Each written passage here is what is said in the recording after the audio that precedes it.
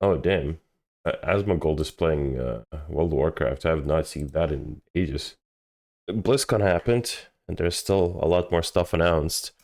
And judging how fucking mentally ill my Twitter timeline is going, for some reason people are saying BlizzCon was, and dare I say, good.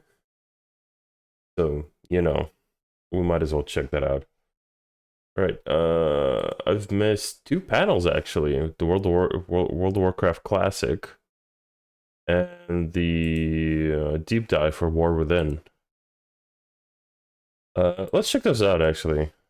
I don't know much about I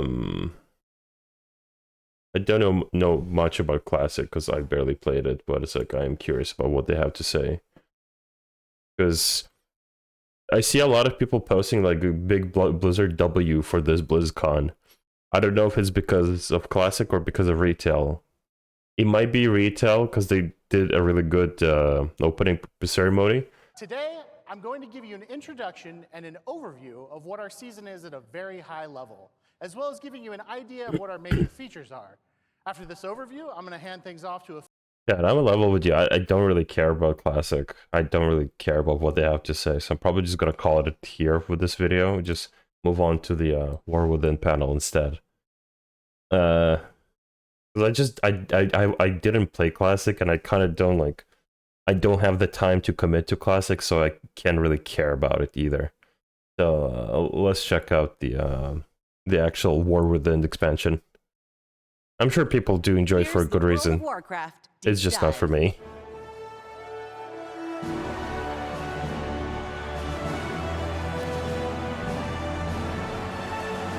Hey, Ian. Good afternoon, BlizzCon. What sword? So good to be back. Whether you are I like that here shirt. in the arena with me right in front of me, whether you're watching from elsewhere in the halls, whether you're joining us from the comfort of your home, thank you for taking the time to join me for this deeper, closer look at what's coming next in the War Within. I love you too. I love you, BlizzCon. Oh. So Morgan and Maria gave you kind of a sneak peek at some of what's coming. Today I want to spend a bit more time giving you more information on the core features of War Within, as well as a few things that didn't get mentioned at all yesterday. Yeah, by the way. I was actually frustrated that they like mentioned a few things and just didn't expand on them. So to begin, The hell's delves. delves?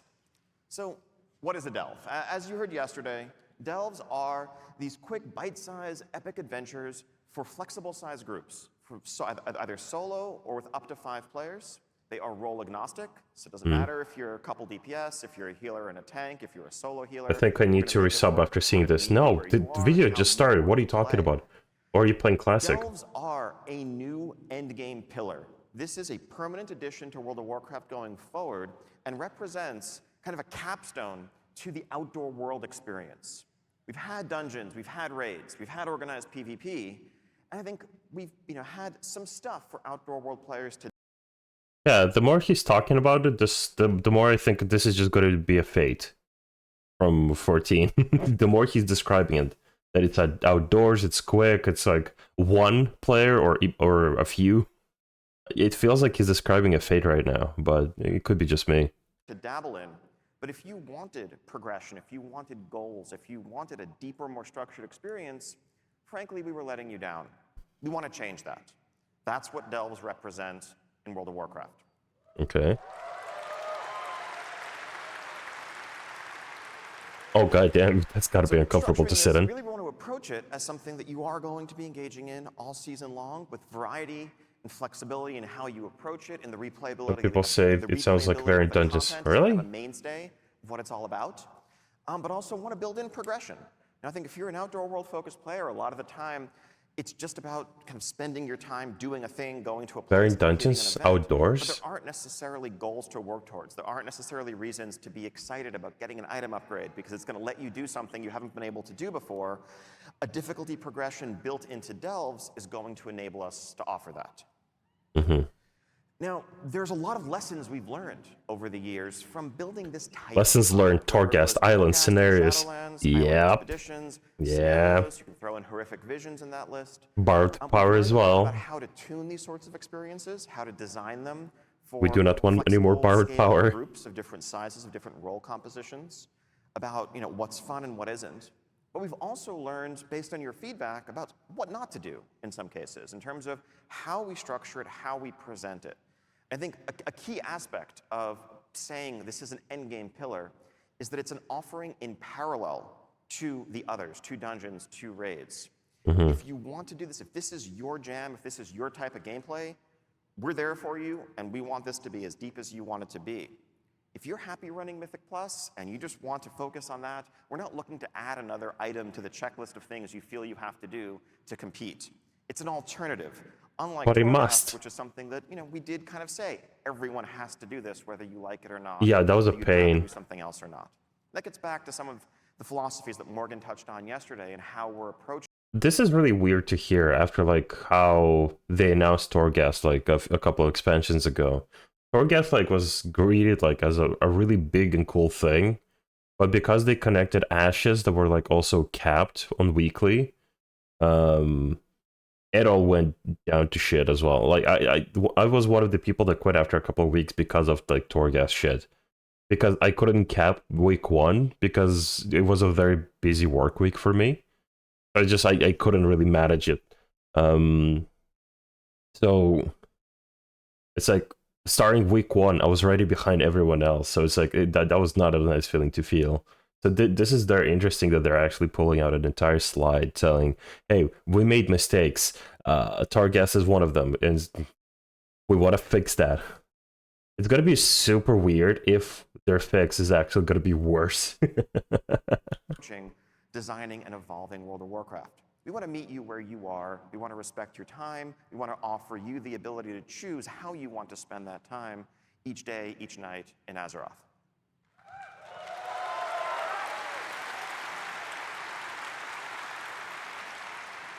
So in terms of the character of Delves and what a specific one will be like, the vibe here is about unraveling mysteries, it's about exploring, it's about feeling like an extension, a seamless extension of the outdoor world experience. These are not dungeons. Every dungeon is ultimately about killing a series of bosses or boss-like encounters, and the dungeon is over when you kill the final baddest boss at the end of the dungeon. And that's kind of the structure that they all have to conform to. As much as we try to vary the formula a bit, that's pretty much what they're going to be. In the outdoor world, things are a bit different. We can, break some more of the rules. And really, at the end of the day, the one consistent thing about Delves is that they're all going to end with a room full of treasure. Some will have a final boss guardian in front of them. I like treasure. Others, you may be, just exploring, traversing the delve, flipping switches, solving a puzzle, defeating lieutenants, gathering things that you need to open the vault door. We can vary the gameplay, we can vary the feel of the experience. These are going to be instanced experiences, but they are seamless. When you walk up to, this, as I'll show in a second, fog door at the entrance to a cave, at the entrance to fog door. Oh no, it's Dark Souls. Walk in, no loading screen, and now you're in a delve. We want to make sure this really feels like part of and an extension of the outdoor world.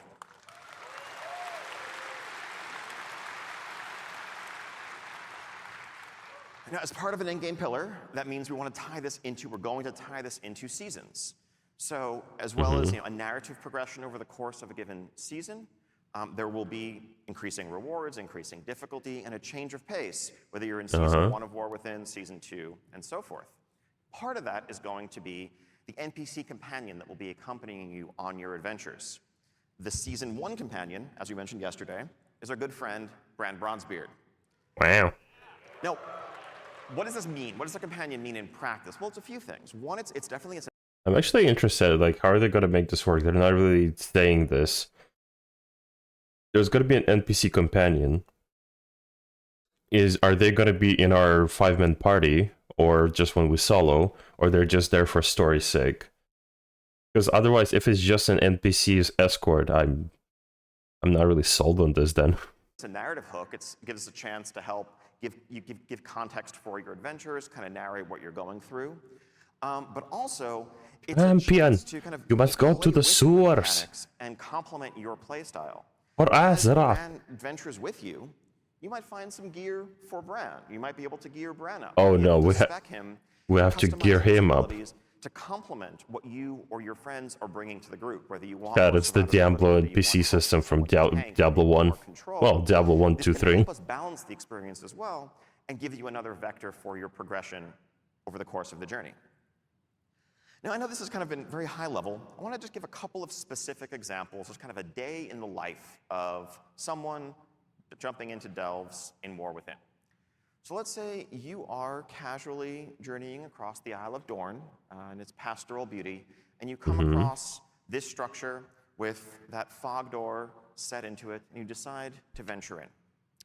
So as you venture in, you are, as I mentioned, seamlessly in the delve, and you will find, just huddled inside the entrance, a group of expedition scouts who have come to this place. They've heard reports of great secrets, great treasures, powerful relics stored within, but they've been unable to proceed further.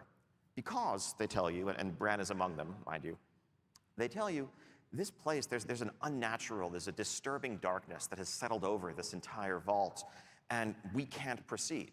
Fortunately, they have in their possession a relic that they have brought that is an enchanted candle that can light the way. It has Of course, it's going to be the candle. around it. If you think back to the Vault of the Warden's dungeon, if you remember that in Legion, what the basement was like, where it really felt like just like a dark, scary place, but you could have this beacon in the darkness to guide your way, you have one of those. But, they tell you, it has very limited fuel. They dare not proceed on their own because they worry they're just going to get trapped in the darkness and destroyed by the terrors within. But you, of course, being the champion who's come along, you're up to the task. So you take that candle with its light radius that will begin to shrink progressively as your limited fuel burns, and you take some steps into the delve. Now, who do you find in here? Well, as it happens, you run across fellows like this guy. Of course, fucking candles means more this. jacked than your average kobold, but Buff there's a lot of kobold. kobolds in here. And as you know, as any That's a World of big Warcraft boy. player knows, where you find kobolds, you're going to find candles. And Oh, this guy's you gonna gotta- put up a fight, but you gotta it kill being World of kobolds for Warcraft and all, candles. You're going to take his candle. And you're going to take the candles of his allies and his brethren. And Right. you know, that will help fuel this magic light that you have. That is a weird way to advertise genocide. What the fuck? You take no candle. Help keep the light burning so that you can traverse the entire delve, defeat a couple of lieutenant-type enemies, bosses, solve a puzzle or two, and at the end, you make your way into the vault room that Bran is able to open once you bring him there, and you find this mock-up, work in progress of a treasure room, heaping with riches, treasure chests of various shapes and sizes. Wow. Some of the smaller ones, you can just walk up and open, collect a range of items, currency, rewards, you name it. But you'll find a couple of extra large, resplendent chests in this room. Those may require special keys to open. Now, those keys you would obtain from doing kind of outdoor content, weekly quests. They're a bit more limited in how you can get them, but also allow us to offer and pace out the best rewards. They're on par with some other endgame content to make sure it's not, infinitely grindable or anything like that, but it's an extension of your outdoor world loop if this is your playstyle. Now, let's say you come back to the same delve on another day. You might find that there isn't a magical darkness settled over the place. Instead, there are earthen locked in battle with kobolds, and you can help turn the tide of that fight as you work your way through, dealing with some different challenges along the way. So it is kind of like Variety, Fates. It's got to be replayability, lots of swapped layers out. to the experience. Now, Kind of like you Fates. venture back out into the zone, heading off to a different corner of it, and you come across this cave surrounded by mushrooms. It's known in legends as Fungal Folly. Fungal Maybe not Folly. being the wisest adventurer, that sounds like a great place to enter, so you take a few Chat. steps forward. There's fungus among us. Here, you might find an environment where, whether it's due to unusual ores or whatever in the walls, the rules of gravity are a bit topsy-turvy. And you'll find mushrooms scattered around the cave that you can use as basically jump pads to help navigate the environment, to skip over enemies you want to avoid, to reach high up ledges that you couldn't otherwise get to. You're starting to get the idea, like, this is more the world as toy vibe that we tried to play with when we're creating outdoor Sus, events, yeah. outdoor spaces. These are not mechanics you'd necessarily find in a dungeon, but I think the team Jumping really is puzzle. unsure Oh and no. free to explore a much It might wider be. array of gameplay when we're building delves. Until you unlock flying. And that world So quest talk a that bit more needs you to about jump through the portals and loot. hoops So becomes actually, before we talk pointless. about the loot, sorry, these are the 12 delves that we currently have planned. Okay, 12. Scattered throughout the 4 zones, each themed around the ecologies, each themed around the settings that you're going to find. Now, some of the attentive among you may be saying, wait a minute, Morgan's slide said there were 13 delves yesterday. He might be right, but there also might be a secret delve that you have to explore a bit more to discover. That awaits you. Secrets. Part Among of being Us? seasonal Yeah, killer exactly. means going to the Great Vault every week and getting to share in that disappointment that Oh your god, I hate raiding the and Great dungeon Vault. playing brethren The Great, have also had the Great Wall pleasure of can enjoying. suck my dick. It's so shit. Just want to make sure you don't feel left out. So you're welcome. So yeah, so you'll note this isn't a delves row. This is a world Wait, there's no row. PvP on this And one. really, that is enshrining these 3 PvE Yo, large raids. yeah, dungeons, worlds. there's no PvP on Be this able to one. Unlock some of these slots Hello, doing Conker. select outdoor world activities, as well as Yeah, there's no PvP on this one. Yo, they fixed the game. From higher difficulty delves. Our thinking in terms of the rewards here, this is all subject to tuning, is that this should reach to, let's say, end boss heroic raid, mythic 10 to 15 type range, accessible just via solo progression. Far better loot than you've ever been able to get before. God, I hope so. Oh, look, it's Zeppla.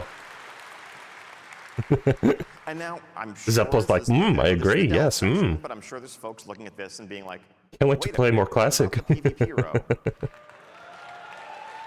Don't worry, we got you. We are removing the PvP row from the vault.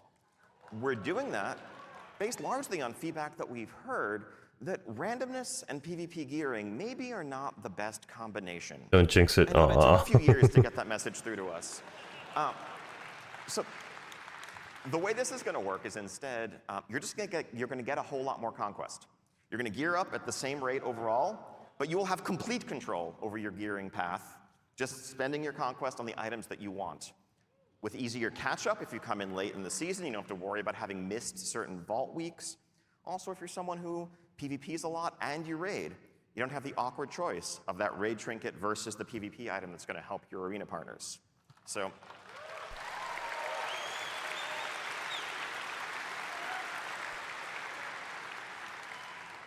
hopefully, just good news for everyone. Yay. Now, aside from, just power, also, you get silly hats. What the fuck? Oh, candles. Okay. Nothing more to say here. These just,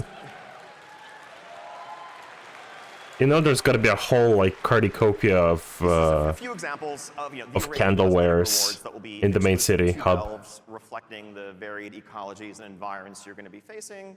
So, The fish kind of looks So, cool, yeah, it's but World of Warcraft. I probably won't be wearing that.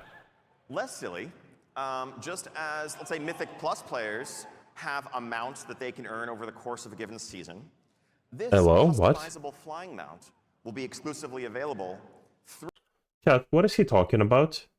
Are we...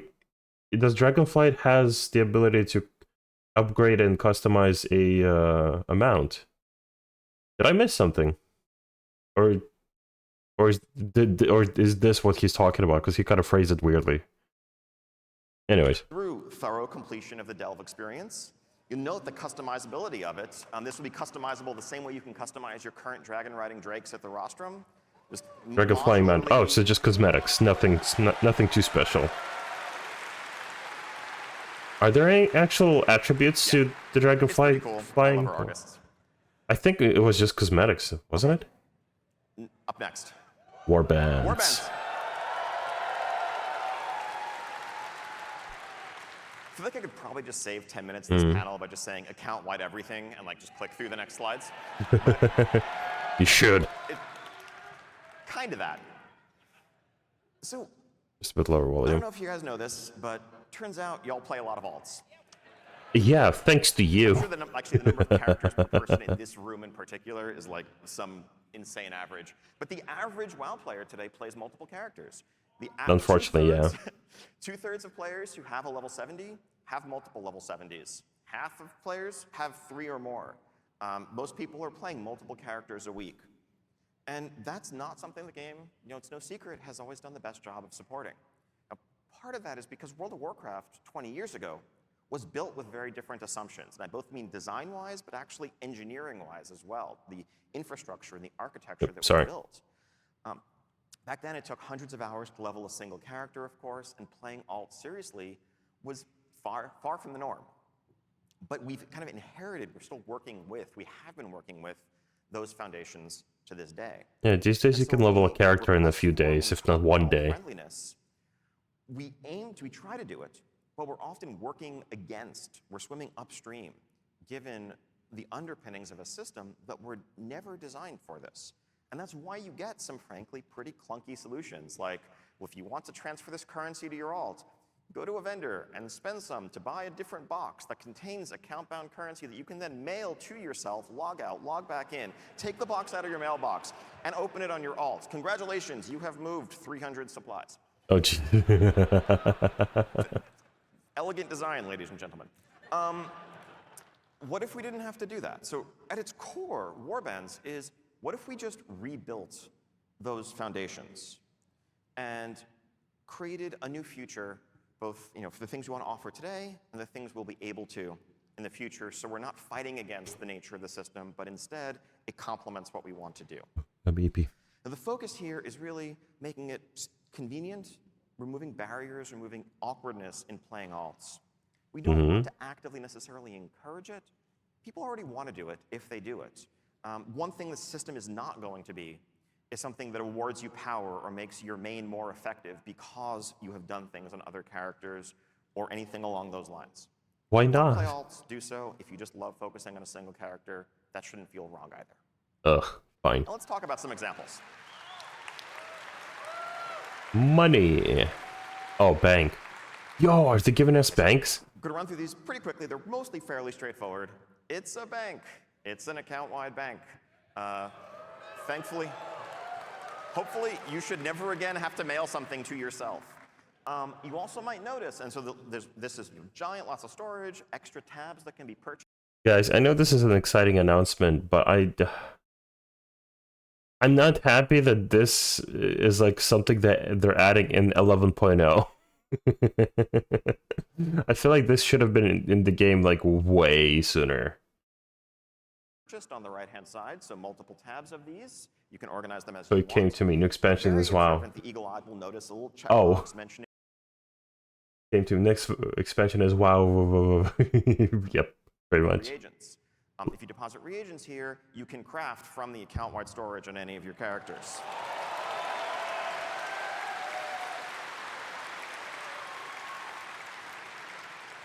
Next up, maybe a little new thing. Something that you might put in this account-wide storage. What is The this? ability we will now have to create war-bound items that are war-bound until equipped. You might get an item that you can't sell in the auction house or trade, but that you can give to any of your other characters for their use. Oh. That's actually fucking good. This is so good, especially for people who play Mythic Plus. Now, This is these so items, good if you can we gear would up your alts drop by as bonus playing personal Mythic Plus. doing a variety of content.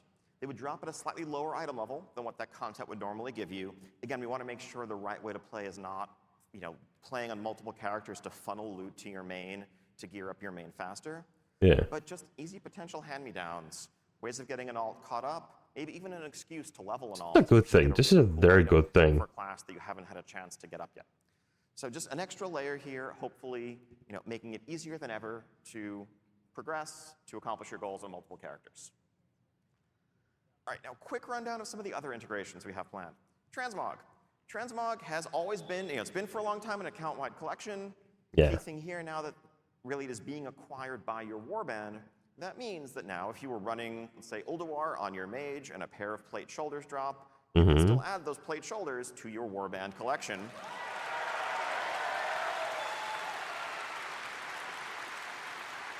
Wow. Self-explanatory. Wow. And then, if you log on your warrior later, your warrior can equip them, you're good to go.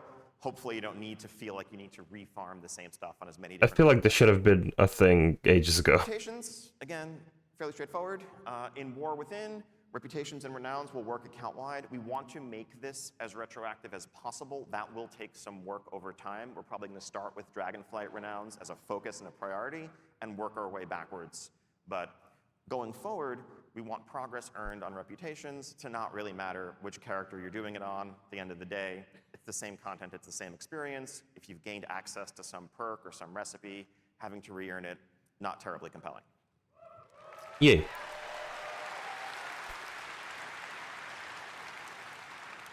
Here's a really light example, a simple one, just flight paths. As you explore the world, you learn flight paths, you discover flight paths.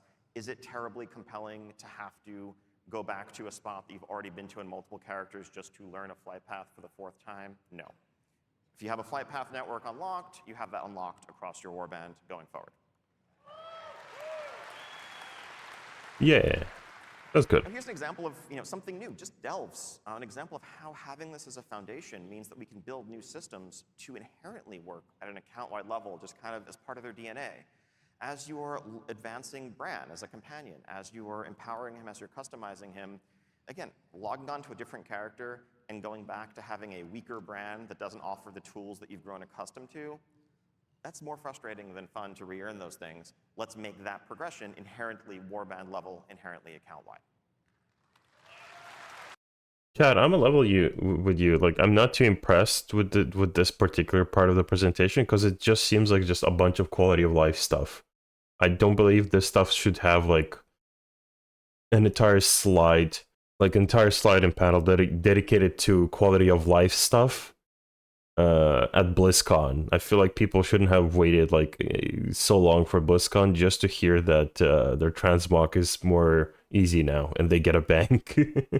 I feel like this is not a very compelling update, but what do I know? And achievements. We've had account-wide achievements for a long time. No secret, they have the little blue bar over them indicating that they function at an account-wide level. What Warbands allows us to do is kind of invert that paradigm and change the vast majority of our achievements to be account-wide, to have that actually be the new default.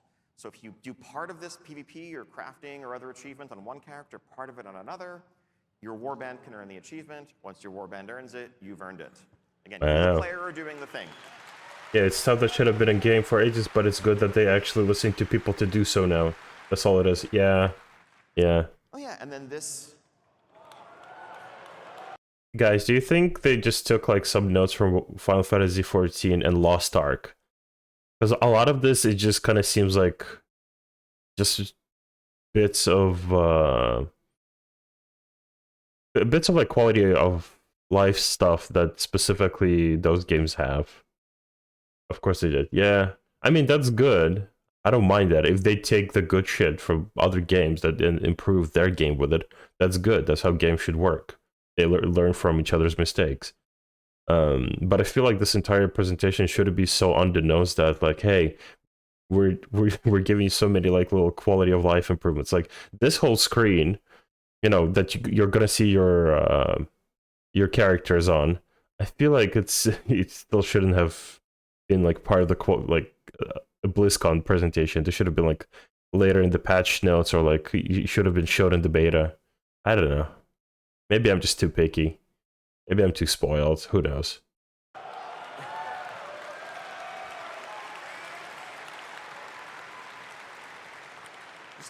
To kind of signal this shift up front, there's no cross-character achievement progression is stupidly good, by the way. Yeah. Yeah, especially for achievement hunters.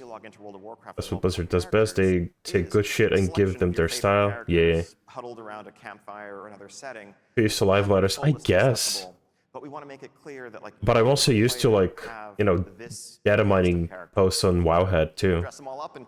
Where they're just like, hey, you're gonna get some new quality of life here, and it's just like, wow, that's cool. Very eagle-eyed. Also, by the way, wow, that's cool. Things like the evoker wearing leather. I'm not gonna be like super ecstatic about it. Changing anything crazy there. If it's just quality of life, but it's like, I don't know. But you will note that the evokers level. Maybe it's just me. Maybe I'm just too picky. Maybe the meds are hitting me. But because Dragonflight's going to be the new leveling expansion, by the way, going forward. One thing you might notice is there isn't really much here about realm selection. Warbands are a realm-agnostic, faction-agnostic feature. You will just see all your characters here. If they're on different servers, we'll make it clear that they're on different servers. but you shouldn't have to like go to the change realm screen and swap around. They're just all here. Okay, that is a very good fucking update. That is such a good update. Like, how many times have we had to like swap realms and also wait until the characters load in case, like, you know, the server itself is constipated or anything else to say? That is actually a really good update. Still, I don't think it should have had its own main panel for this.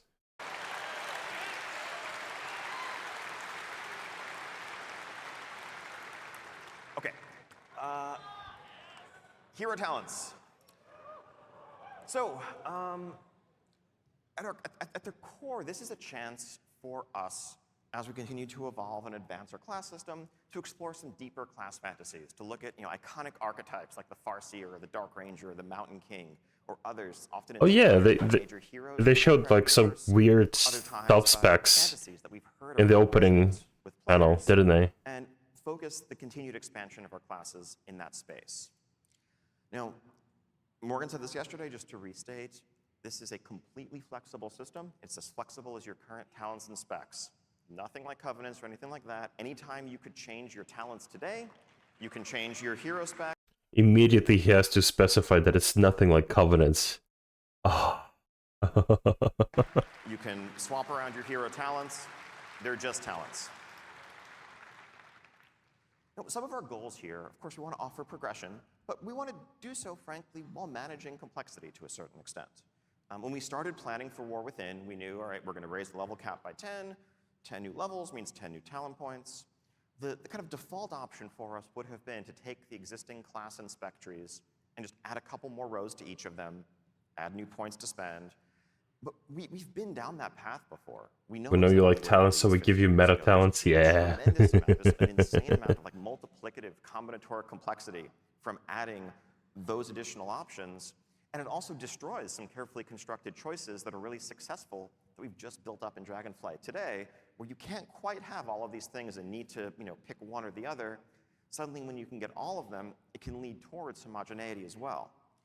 So this approach allows us to both explore deeper class fantasy while focusing the decision space in a way that offers power without that excessive complexity. Wow. So the way it's generally going to look is a third talent tree. Again, as mentioned yesterday, at the center of your screen, you have class, you have talent, and in the middle, you have hero talents. You'll note, so there are 10 nodes. There's an initial node that you get as a starter node at the top that you'll get initially. Wait a second. System at 71. Hold on, let me have a look at this.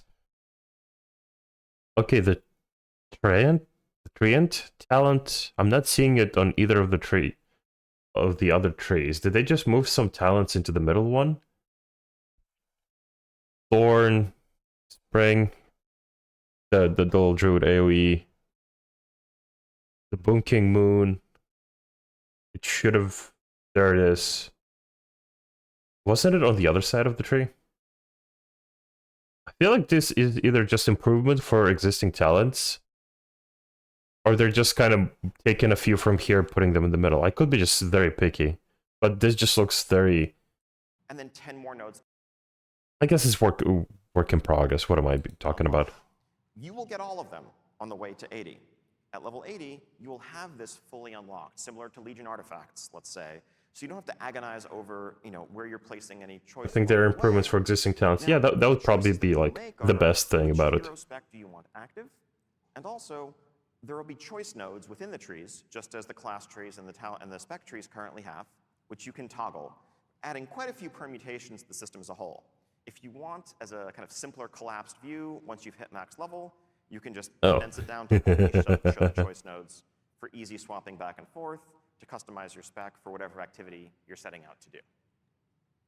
Now, I want to take a little bit of time to quickly... They gotta improve, like, it's gotta be going like all the way to the bottom, won't it? Like later through the expansion, right? I doubt it's gonna be this short. We know we're going to get. I'm going to use druids a lot as an example here. Going to focus on the case of a balanced druid. Part of why the team starts with druids is because y'all are complicated. We figure there's 4 specs, 3 roles. We figure let's try some of the hardest cases first when proving out a design. It's nothing against the mages, warlocks, paladins, etc. But there's a reason why you probably tend to see magic in the sky classes, because we figure if we can make it work for druids, the rest will be okay. So wait, this is actually just a zoo build, isn't it? And some enhanced treants to protect your allies and crush your enemies. Yeah. I'm assuming the treants are actually getting these specific talents. That's what this is about. Maybe. This is interesting. I'm actually very curious about this now. The two options available to a balanced druid are this Keeper of the Grove tree and Elun's Chosen. Didn't we see like 4 of these on the opening? Elun's Chosen is available to balance and Guardian. The former focuses on calling the forest to your aid, on summon treants, and augmenting their abilities and what using that cooldown means for your gameplay. Elun's Chosen focuses on augmenting your lunar abilities, many of the arcane damage, moon-themed abilities for both specs. Let's look at the Keeper of the Grove. Not all 4 are available for balance. That's true. They are kind of a mix between specs, aren't they? A baseline improvement to your throughput while treants are out across the board. This just kind of emphasizes increases your healing down by 3% while active. Makes pushing that button, having the treants out. That's interesting. Are we? How many treants are we spawning though? The nodes in these trees are just going to be simple, straightforward. It's still 3. Not everything is going to double and triple down on the same treant ability. Some will, like this. It said this is specializations to your specialization. Yeah, I kind of figure it's just kind of like expanding. A lot of these kind of seem like they're just kind of like a spec between 2 specs, if that makes sense. They're not exactly... I don't know. This, regardless of what spec you are, make your treants add additional damage. Oh, by the way, your treants cast Moonfire on nearby targets about once every 6 seconds. That's broken. That's gonna be a dungeon, Mythic Plus dungeon talent for sure. Your abilities, your resource pool, and just make you a better druid. An example of choice node. Max mana is increased by 5. Doubling down on. Treants generate 4 astral power every 2 seconds. Treant healing increased by 20%. This is very interesting.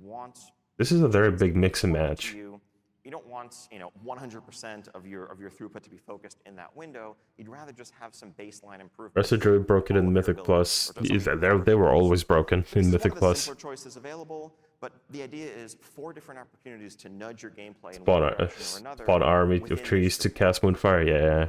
A capstone talent again is often likely to double. Although this is balance, isn't it? What the initial point was, just reinforcing that. Having the treants out. But it's for Harmony of the Grove persists for 10 seconds after your treants expire, about half effectiveness. Ooh. And just amplify the overall benefits that you're achieving from that. Now, pivoting to Elun's Chosen. Again, this is lunar themed and shared with Guardian Druids. With Guardian Druids. Okay. Is going to call out 3 specific signature. Guys, Space Bear, still a thing, still a build. Let's go. Abilities. To balance your Elune now answer the flash of energy. Them, meaningfully more impactful to your gameplay. For your Guardian Druid, this for is example, pretty. We might read this. I don't know. That, like Lunar Beam's going to be. All damage alternatives within the beam. Leech life equal to 10%. This could be pretty big for specifically for Guardian. I don't know about balance. This is not something that you can really count on. As far as I know about Guardian, this could be pretty big. Also, again, dungeons. An extra layer to planning and throughput in your rotation. Powerful effect that's going to fire more frequently. But also, to the extent that the rest of the Elune's tree is for like specifically Space Bear builds, Moonfire calling Fury of Elune is kind of big. Again, just doubling down on magnifying your arcane lunar throughput, and a final capstone ability for this tree that is. Hold on, each non-arcane ability increases damage for your next damaging arcane ability by 2%, stacking up to 5 times. Yep, you're gonna be swiping as a bear. Enemies damaged by full moon, Fury of Elune, or lunar beam take for increased damage from you for. That is really good. In Mythic Plus, this is going to be really used and swap in between. Further increases, reduces the cooldown of lunar beam. This is pretty big. Is further reinforcing these core abilities that have already been. These are some like very drastic talents, aren't they? Leave this slide up for a while. These are our current plans for all 39 of the hero specs, so 1 per current specialization. What am I interested in? Druid. Elune's chosen Wild Stalker. Druid of the Claw. Chrono Ward and Ruby Adept, Scale Commander. Master of Harmony, Shadowpan, Conduct, Good of Celestials. Some of these sound very interesting. Oh, Templar, Jesus Christ. For the Crusade. Archon. Some of these sound cool, but it depends what how they're gonna work. I'm very curious now about this. Some cool fantasies here to explore. Definitely really curious to hear community feedback on all of these, which are exciting, which are most resonant, which sound, frankly, maybe a bit lame. Are there any that you hoped you'd see on here that you're not seeing on here? We are, well underway building these out, but it's definitely early enough for us to pivot on a lot of these if there's something the community is really excited about. I want to triple super underscore, the example talents I just gave are work in progress, very subject to change. Probably no part of the game is more prone to iteration, and for no part of the game is the community input more essential than class design, spec design. To that end, when we move into our alpha, probably in the spring, we want to have as many, if not all of these hero specs playable from the start, so that we have the entire alpha and beta window to iterate on them, to replace the things that aren't working, to dial them all in to where everyone's going to be excited about what they're getting in War Within. It's a long road ahead. We can't wait to share that journey with you and really just collaborate, discuss back and forth every step of the way. Wild. That's cool. That's really cool. I'm very excited about this. Right. Now some other stuff. Some you've heard about, some you haven't. First off, Allied Race, you get to be an Earthen. Awesome. I don't care. I really don't care about this. Differently. These are going to be earned just by playing through the War Within campaign fully. There's no rep to grind here, nothing else beyond that. You are... That's a big improvement, mind you. I still haven't unlocked Mecha Gnomes. Meeting the Earthen as, it's a first contact in essence. You're going to learn about the nature of their problems, the nature of their culture. You're going to work with them to overcome those problems, win their trust. At the end of that journey, it will make sense. It will be a natural next step for them to lend you their aid and join you as either Horde or Alliance. So yes, Horde Dwarves. Horde Dwarves. That sounds like a tongue twister. Horde Dwarves. Horde Dwarves. What abilities are going to be, but the available classes, 10 out of the 13 available classes. So basically, no Druid. Yeah, Hunter, Mage, Monk, Paladin, Priest. Okay, no Druid. Basically not Demon Hunter, Druid, or Evoker. Oh, I guess. Fine. Everything but Druid. Didn't they remove the rep grind in Dragonflight for allied races? On the right side here, you see a concept of the heritage Maybe. armor you'll be able to earn from leveling your Earthen to max level. Right, dynamic flight.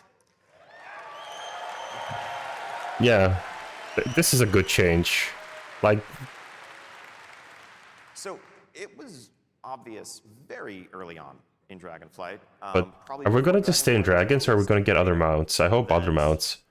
We could never go back to how it used to be. Honestly, we hope that would be the outcome. We hope the feedback would be, this is so awesome, we just want this to be how flying works forever. But we immediately began, making plans for what that would mean, because, it's the only way to go. And so, dragon riding is going to become the default, no longer just dragons, but dynamic flight now in War Within and beyond. We want to make sure. Oh, weird. I meant to have two mounts here, but I only see Ashes on the right. But anyway. The key point being, we want to expand this to the broader array of mounts that you have available. I think the only downside of dragon riding as it exists today is that you don't have much reason to use so many of the mounts that are your favorites visually, aesthetically, that you've earned. And Please tell me all mounts are gonna be flyable now. Please take a note out of 14's book. All mounts flyable, please. Done so much to collect. We want to make sure that as much of your collection is viable as possible. So not every single flying mount is going to be able to support dynamic flight. There's some animation logistics to work with there. Oh, just the flying ones. It's a 3-digit number. We want a very wide array of mounts being able to just fly the way you've always, enjoyed with your dragons. And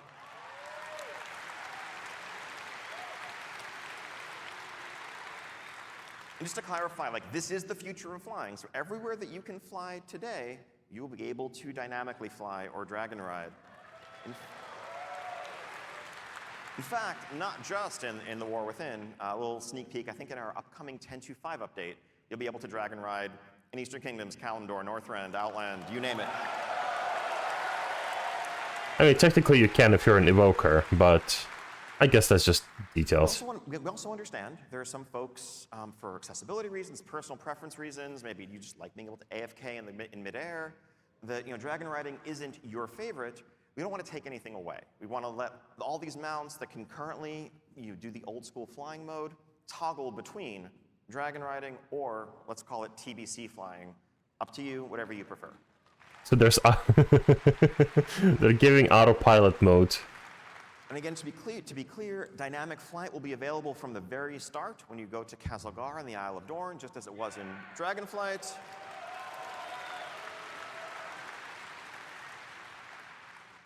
Old school TBC flying, Pathfinder style, will not be available right away, but it will be unlocked shortly after reaching max level with no reputation grind requirements. Just play through Fucking thank you. the continents, then you can fly that way as well. Holy shit. I was expecting another Pathfinder grind. Glyph system in the Dragon Isles. We want to pivot that to a bit more of something that's evergreen. Some of those unlocked traits may change to only work within the Dragon Isles. Others that are more essential to just the experience feeling good, like vigor increases, regenerates, the active abilities, are just going to be things that you will inherently get as you earn dynamic flight and level up naturally. We don't want down the line players to feel like they have to go back to an old expansion and fly around and collect a bunch of glyphs just to be able to explore the new expansion. And in that This is good, honestly. This is really good. For leveling players. I mentioned earlier, when War Within comes out, instead of BFA, Dragonflight will be the new leveling experience that you merge into as a new player after you leave Exile's Reach. And so you can get dragon riding very early in that experience. As that's really good too. Player levels, you will improve your flight ability and get all the vigor perks and everything else that everyone has come to expect. And that's just going to be how the game works as a baseline. This is what flight is now. Wow.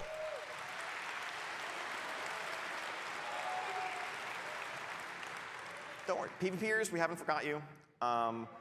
This is long overdue. We should have been doing this earlier. So there's a new battleground coming in War Within. It is a 10v10. Chat, when was the last battleground they added? The last one I remember was BFA, I want to say. Was there any new battleground in Shadowlands or Dragonflight? There wasn't, right? No, yeah. Man, they need to give the PvP players a bit more content. Maybe even a new arena, like 3v3, with like some platforms and pillars. That'd be cool shit. Map set in the Ringing Deeps. This is inspired by Silver Shard Mines with a few twists. The Ringing Deeps are a place that's full of natural resources that's very sort cards all over again. Be likely to skirmish over. I'm going to show you a very rough, early, kind of like top-down mock-up of the layout here.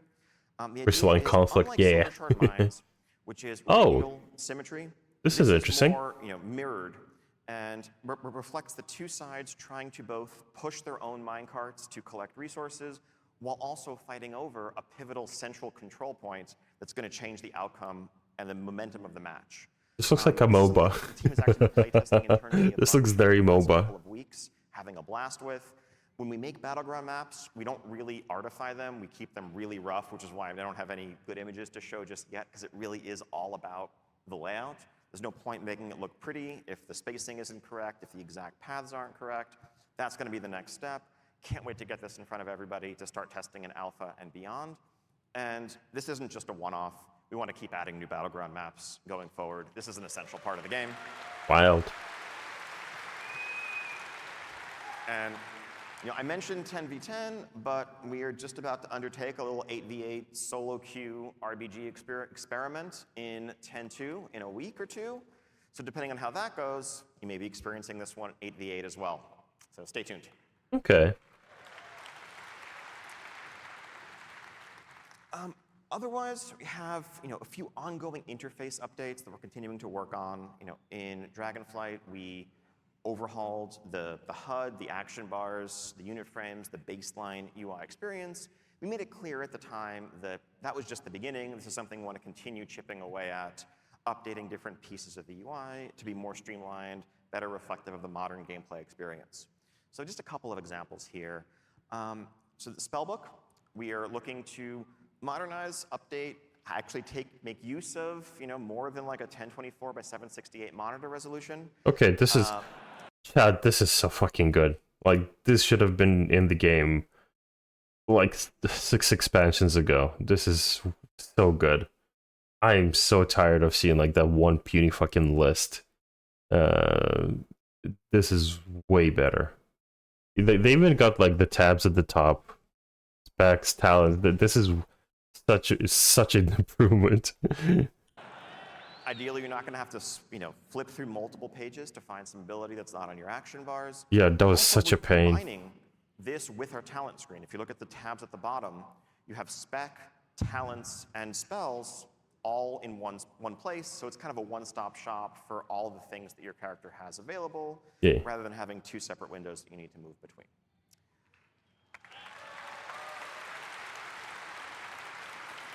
This is good. This is good content. Some light updates here. I think improving the overall aesthetic of the quest log, the quest window.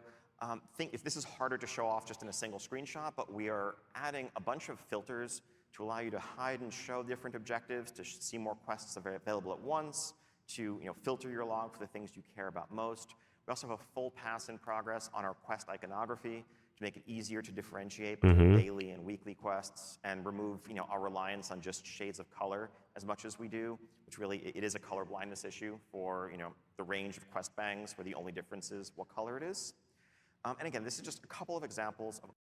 They're learning a lot from Final Fantasy XIV, maybe Lost Ark too in a way, because a lot of these like quality of life details are like very big, but they're also very important. But again, I feel like this is just like, it's been like 40 minutes of quality. Like, they talked about delves, but it's been like almost 40 minutes of just quality of life talks. This, I don't know. I don't know how I feel about this. Ongoing efforts. This is a project that will never be done. We're just going to continue improving and updating different aspects of the UI as we go. Cross-realm guilds. Oh, that is so good. Yes. This is actually This good. one basically speaks for itself. I've mentioned earlier, your warband is a cross-realm construct.